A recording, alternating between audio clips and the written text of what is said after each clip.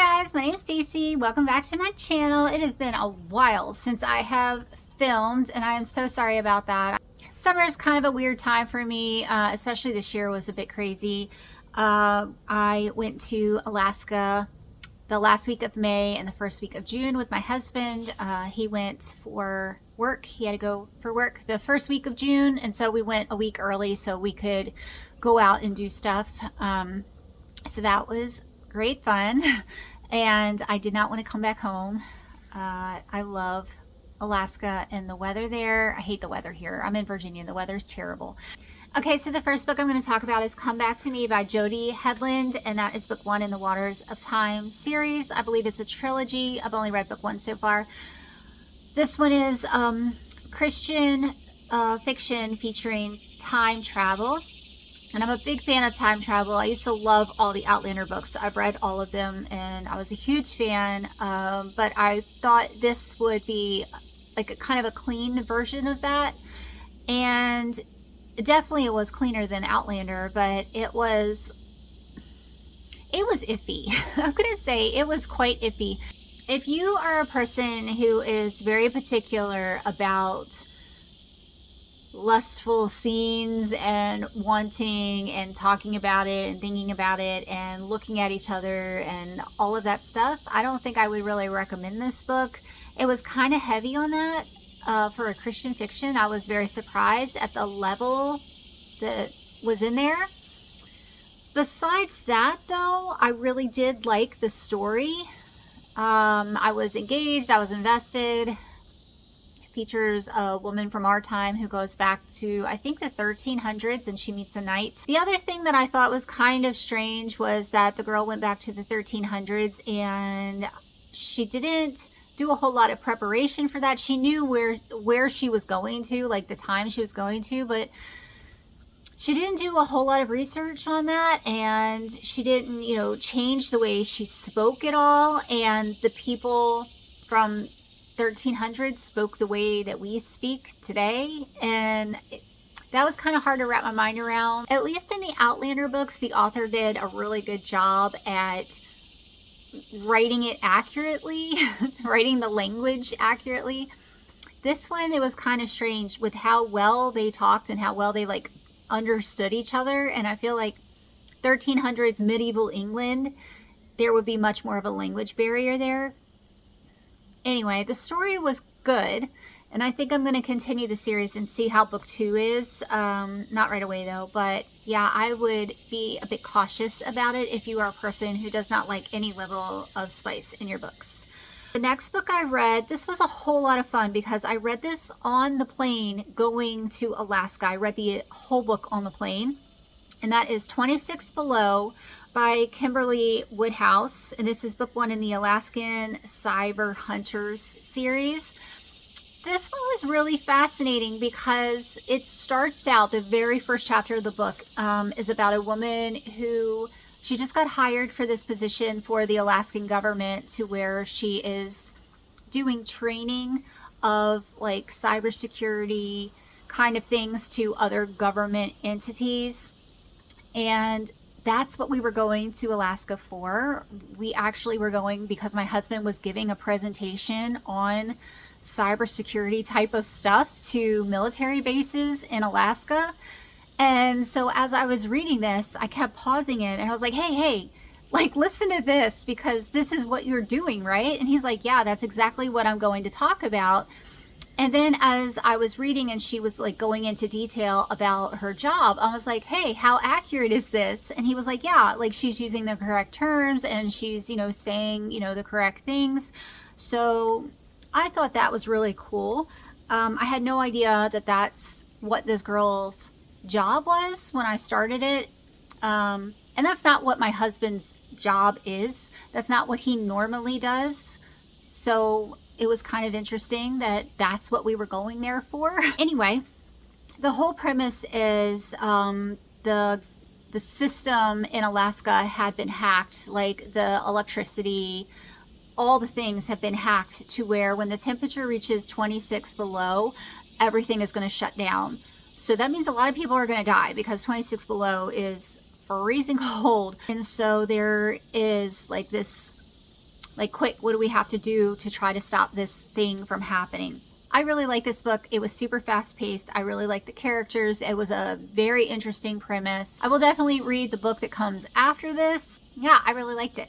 The next one I also read in Alaska, and that is A Midlife Mountain Murder, a Alaska Campground Cozy Mystery, Book 1 by Julie Ecker. And this was exactly that. It was an Alaskan cozy mystery. It wasn't a Christian book, but it was definitely clean and cozy. I don't think there was anything, any issues in this book. But it's about a woman. I want to say she was in her 40s, and she's recently divorced, and she decided to take off and spend the summer in an RV park in Alaska, and she's working at the park. She, I don't know what she was exactly, but she's kind of like the caregiver, like walking around and making sure everything's good at the RV park. And she was taking a group of people on a hike, and someone dies while on the hike, and then they have to figure out what happened. Was it an accident? Was it murder? I like the main character, and her best friend had a dog, and I like their relationship. So yeah, it was cute, and I would recommend it. The next one I read, I'm looking down at my Kindle Fire here, was Formula of Deception by Carrie Stuart Parks. This was really fun. I have read several of her books, and she's kind of hit or miss with me, but this one I really did like a lot. This one takes place on Kodiak Island in Alaska. Again, I read this in Alaska. I wanted to read books that were set in Alaska while I was in Alaska.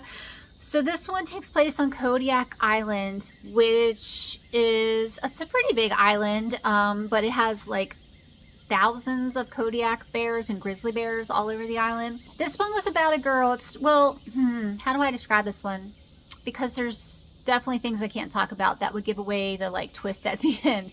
But it starts out with a girl who is in witness protection program, and so she's hiding out on Kodiak Island, and then weird things start happening to where she feels like the person she's in hiding from must be after her. This book was wild, and I'm discovering Carrie Stuart Parks, like, she goes all out with her plots. Like, everything that could happen to someone happens in her books. It's crazy. But it was very fast paced. It was a very unique and interesting story. And I absolutely loved the setting of this book. This was a book where I was going back and like checking facts, like looking on Wikipedia for more information of the stuff that was being discussed in this book. And I went down rabbit holes. I love when books make me go down rabbit holes. So I really liked it. I thought it was super fun. The next one was Summer of the Midnight Sun, Alaskan Quest Book 1 by Tracy Peterson. This is Christian historical fiction. And it is about a brother and sister who are orphans, and they live together in like the ice covered part of Alaska. I forget the town, but it's, ice and snow. And they have a dog sled, and the brother goes off to another town to like get supplies. And while he's there, he runs into an old friend who talks him into going on this expedition because he is a very good dog sledder and he wants his help. Then things happen. This is a mystery. So then things happen to where a woman from the Pinkerton agency is after the friend who wants the brother, to go on the expedition. She shows up in Alaska, and she's trying to catch the friend. So you're wondering, did the friend do the things that the agent is saying he did? What's happening? This was kind of a long book. It took me a while to read it, but again, I love the setting of this. I really love the characters, and Tracy Peterson, I think, does the best faith. Honestly, there is so much faith elements in her books. There are so many deep conversations that her characters have about faith, about God. I love reading her books because I learn so much, and I kind of feel like I'm, listening in on people's conversations as they talk about, their relationships with God. And I just love how she writes that into her books. It was excellent, and I will read book 2 at some point. I kind of got a little burnt out on the Alaska books because I read multiple back to back, but I'll get back around to it at some point. The next one was a book called Senlin Ascends by Josiah Bancroft.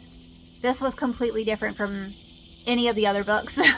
This is not Christian fiction. It is a secular book, and I don't know what category this would be. This is a book that my husband had read years ago.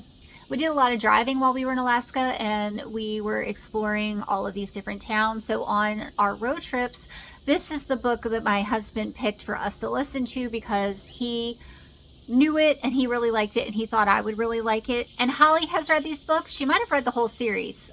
I know she read more than book 1. And she really liked them. So I was like, yeah, go ahead and put that book on. And it's about a husband and wife. They're newlyweds. And for their honeymoon, they decide to go to the Tower of Babel. And the Tower of Babel is like a tourist destination in this book. And each level is completely different from each other. So like the first level is like a giant marketplace. And then the next level is, I think it was like a theater type of place. And then the third level was the baths, like with steam baths kind of thing. So like spas. And while the husband and wife, like the very first day, I think, while they're there in the market area waiting, I think to take transportation to go up to the next level, she disappears. And the way the marketplace is set up, things kind of move around a lot. And so she is lost and she can't find him and he can't find her. So the rest of the book is him trying to find his wife. And it's crazy. It is really crazy. The stuff that happens in this book. It was a little bit confusing for me. There were definitely parts where I was like, wait, what is going on? Like, who's this guy again? And then my husband would pause it and explain things to me. But it was very interesting because it was so unique and so different. I've never read any story like this. It kind of reminds me, though, of Neil Gaiman's writing. I read a book called Neverwhere. It's one of my favorite books. Well, it used to be. I don't know if it would be today. But this book, Neverwhere, there's like an over London and an under London. And this man ends up in the under London. And he's going through all this crazy stuff trying to find his way back to his home above. So this book gave me those vibes. But yeah, I really liked it, and at some point we're going to listen to book 2 next time we're on a road trip together because we want to listen to it together. My husband doesn't remember if he listened to the rest of this series or not, so that'll be interesting for both of us. Okay, I think I'm going to go ahead and stop there. I don't want this to be too long. But yeah, let me know if you've read any of these books and if you have, what you thought about them. I hope you guys all had a great June and July, and I will see y'all soon. Bye.